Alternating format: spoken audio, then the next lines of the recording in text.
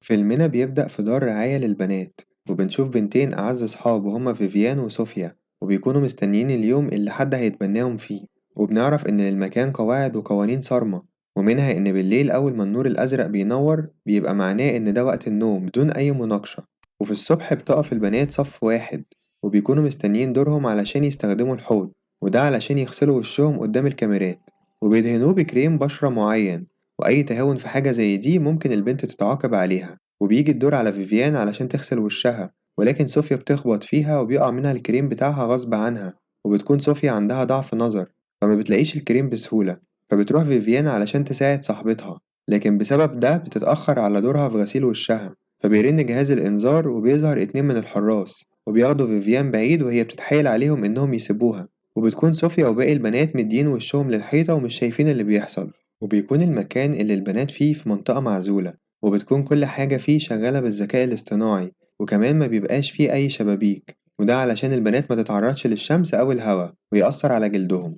وبكده بيبقى البنات عمرهم ما شافوا شمس في حياتهم، وده لأنهم موجودين في المكان ده من وهم لسه أطفال رضع، ووقتها كانوا في مستوى الصفر. وكل ما بيكبروا بيطلعوا للمستوى اللي بعده، وبيبقى أعلى مستوى هو المستوى الستاشر، وده بيوصلوله لما يبقى عندهم 16 سنة، وهو المستوى اللي بيتم فيه تبنيهم. وخلال فترة حياتهم في الدار بيتعلموا إنهم يهتموا بنظافة بشرتهم، وبيتعلموا كمان مهارات إدارة البيت والإتيكيت، وإن الفضول والغضب بيقلل من كونهم بنات محترمة، لكن بيبقى عمرهم ما اتعلموا إزاي يقروا أو يكتبوا.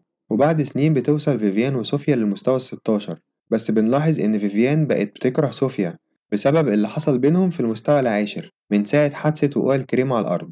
ومن ساعتها بقت فيفيان البنت رقم واحد في الانضباط في الدار، وبتسمع وتنفذ أي أوامر من غير جدال أو نقاش. وبنشوف البنات فرحانين جدا إنهم في آخر مستوى وهو المستوى الستاشر، وبيكونوا بيختاروا السرير اللي هيناموا عليه بنفسهم وبياخدوا حبوب الفيتامينات. وفي اليوم ده بتبقى صوفيا مستنية فيفيان في الحمام علشان يتكلموا سوا على انفراد من غير ما حد يسمعهم، بس فيفيان بتمنعها علشان ده ضد القوانين وهي بتكرهها. وبعدها بتظهر بريكسل مشرفة الدار، وبتجمع البنات وبتقول لهم إنها جايبة لهم خبر حلو، وهو إنها جابت لكل بنت فستان. وبيبقى البنات مبسوطين لأنهم أول مرة يجيلهم هدية زي دي. وتاني يوم بتعمل البنات أعمال التنظيف وهم لابسين الفساتين، وبتبدل صوفيا شغلها مع بنت تانية علشان تبقى جنب فيفيان وهي بتشتغل. وبتقرب على فيفيان وتقول لها إن تمثل إنها بتاخد حبوب الفيتامينات بس ما تبلعهاش، وبتبقى لسه هتقول لها على السبب، بس بتظهر بنت تانية وبتاخدها بعيد عن فيفيان علشان تساعدها في الشغل. وبتكون فيفيان مش واثقة في صوفيا، لكنها بتجرب إن ما تاخدش الحبوب علشان تعرف إيه اللي ممكن يحصل لها.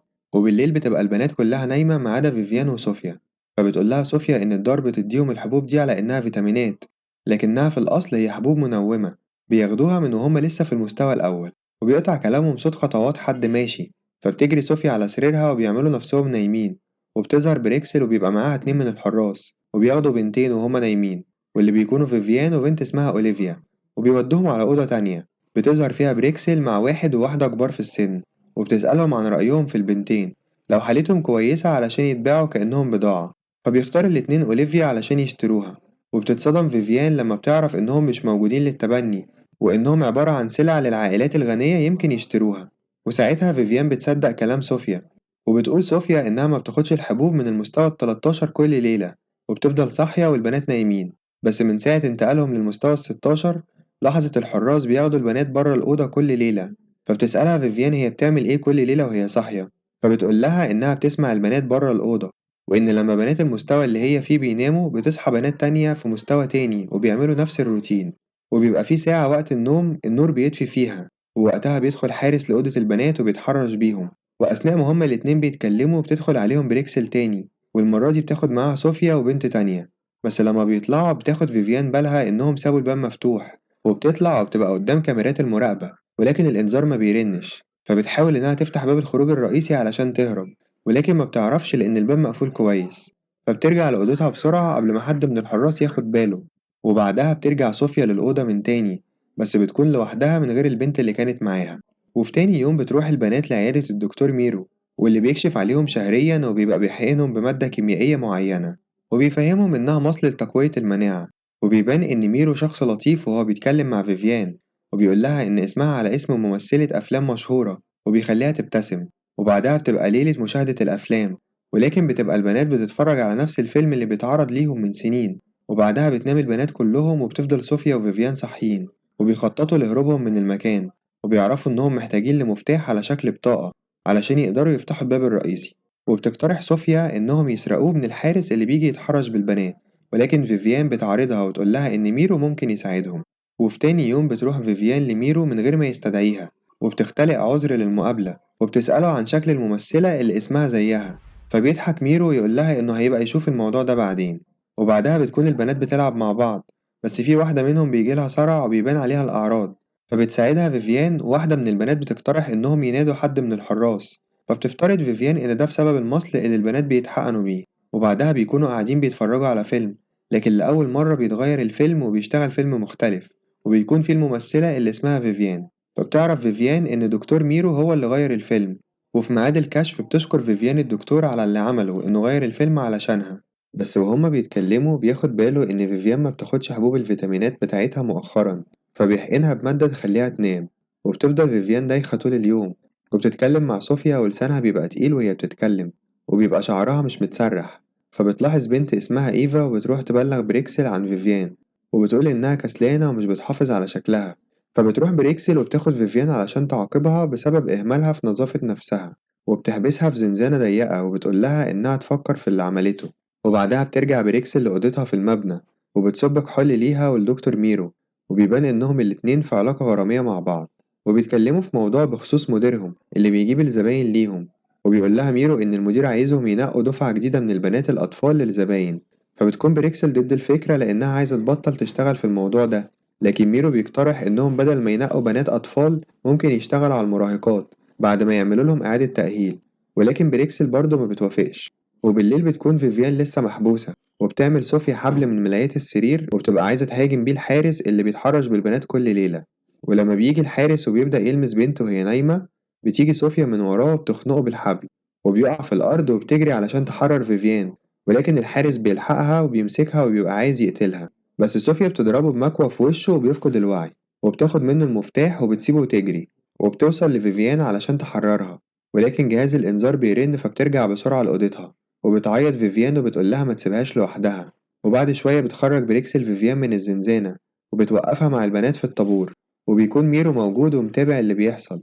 فبتقول بريكسل إن صوفيا خانت الدار وهتتعاقب عقاب مناسب، وبتسأل البنات مين اللي معاها بطاقة المفتاح اللي صوفيا سرقتها، ومحدش من البنات بترد. وبيبان إن صوفيا عرفت تخبي البطاقة قبل ما يتقبض عليها، وبيتعصب ميرو وبيهدد إنه هيعاقبهم واحدة ورا واحدة لحد ما يلاقوا البطاقة، وبيخلي واحد من الحراس ياخد بنت للعقاب قدام زميلاتها.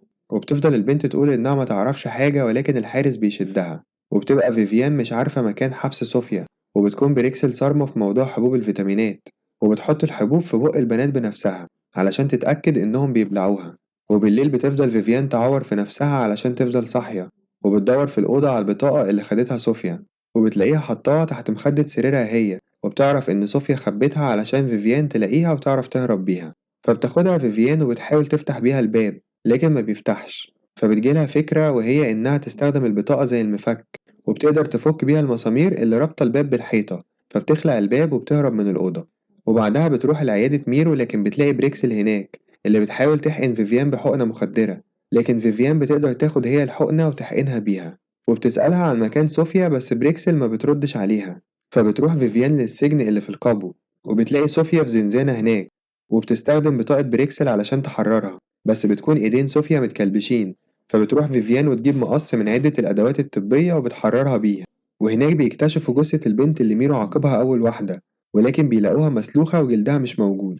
وبتبقى صوفيا عايزة تروح تحذر باقي البنات من اللي بيحصل، لكن بيكون هم فيفيان إنهم يهربوا وينجدوا بنفسهم. فبيقرروا إن صوفيا تروح تجيب باقي البنات وفيفيان هتستناهم في الأوضة. وبتروح فعلا صوفيا وبتجمع البنات في أوضة علشان تحذرهم، وبتسمع فيفيان صوت واحد من الحراس جاي عليها، فبتهرب وبتدخل تستخبى جوه أوضة. وهناك بتشوف تلفزيون وبيكون شغال عليه إعلان غريب، وهو إن دكتور ميرو بيوضح في الإعلان طريقة استرجاع بشرة الشباب، وهي عن طريق زرع جلد من واحد من المتبرعين. فبتفهم فيفيان إنهم متربيين طول السنين دي بعيد عن ضوء الشمس علشان الأغنياء يشتروا جلودهم في النهاية علشان يبانوا أصغر في السن، وإن البنت اللي لقوا جثتها مسلوخة كان في حد اشترى جلدها. وبتبقى صوفيا بتتكلم مع البنات في الأوضة وبيكونوا مش مصدقينها، وبيهددوها إنهم هيجيبولها الحراس. بس بتدخل عليهم فيفيان وبيبقى معاها بريكسل تحت مفعول المخدر، وبتقول للبنات على جثة البنت اللي من غير جلد اللي في القبو، وبتوريهم الجروح اللي على جلد بريكسل وإنها عاملة عملية زرع جلد من بنت كانت هنا، وإن ده مش وشها الحقيقي. وأخيرا بتصدق البنات كلامها، وبعدها بياخدوا بريكسل وبيحطوها في الزنزانة اللي فيفيان كانت فيها، وبعدها بتجري البنات علشان يهربوا من باب الخروج، بس الحراس بيلحقوهم وبيجروا وراهم، وبيهرب معظم البنات لكن بيتقبض على صوفيا من واحد من الحراس وبيعورها، فبيتلم عليه البنات وبيقدروا يخلصوها منه وبيحدفوه من فوق المبنى وبيموت. وبعدها بيجروا في اتجاهات مختلفة علشان يفرقوا الحراس، وبتدخل فيفيان وصوفيا البيت مهجور وبيستخبوا فيه، وبيظهر لهم الدكتور ميرو وبيستأذنهم بلطف إنهم يخرجوا ويرجعوا معاه، بس فيفيان بتعور نفسها في وشها بأداة حادة وبتقوله إنها ملهاش لازمة بالنسبة له لأن مش هيعرف يستخدمها بعد كده. وبتيجي مكالمة للحراس من المدير وبيطلب منهم يقتلوا ميرو علشان فشل في مهمته، وبتفضل البنتين في البيت المهجور طول الليل لحد ما بيناموا من الخوف. وتاني يوم بيظهر 2 ضباط شرطة وبينقذوهم، وبتخرج معاهم البنتين وبيبقى لأول مرة يشوفوا شكل الشمس والمطر عامل ازاي، واللي بيكونوا طول عمرهم محرومين من النعم دي. وبس كده، ما تنساش تعمل لايك واشتراك لو لسه ما اشتركتش وتفعل الجرس علشان يوصلك كل جديد. سلام عليكم.